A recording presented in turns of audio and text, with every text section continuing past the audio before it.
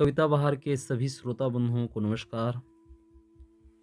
मैं मनी भाई नवरत्न आपके समक्ष आज फिर एक छोटी सी कविता लेकर प्रस्तुत हुआ हूँ, जिसमें मैं अपने दृष्टि से कि क्या है आज़ादी, क्या है बंधन, इसको परिभाषित करने की कोशिश की है।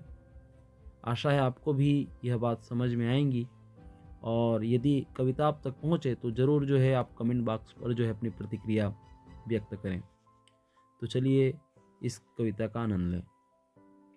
कविता का शीर्षक है आज़ादी और बंधन। मैं खोज रहा आज़ादी, मैं खोज रहा आज़ादी, जो मिला है मुझे उपहार स्वरूप जन्म से। मैं खोज रहा आज़ादी, जो मिला है मुझे उपहार स्वरूप जन्म से, फिर कहाँ तलाशता चारों ओर भटकता उसके लिए। अरे यही मानवी दशा कि होता जो पास में, रहता नहीं मूल्य उसका। क्या ऊंचे कद आदमी के लिए आसान होता देख पाना अपने पैरों तले जमीन जिस पर वह टिका है।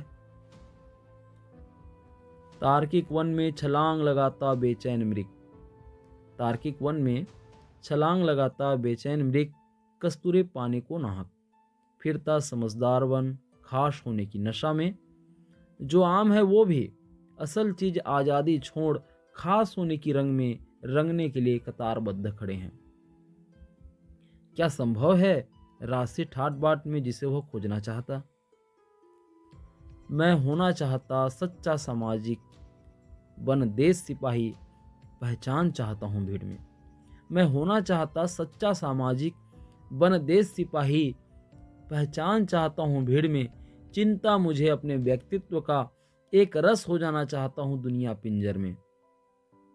क्या भला पक्षी भर सकता उड़ान बंद पिंजरों में।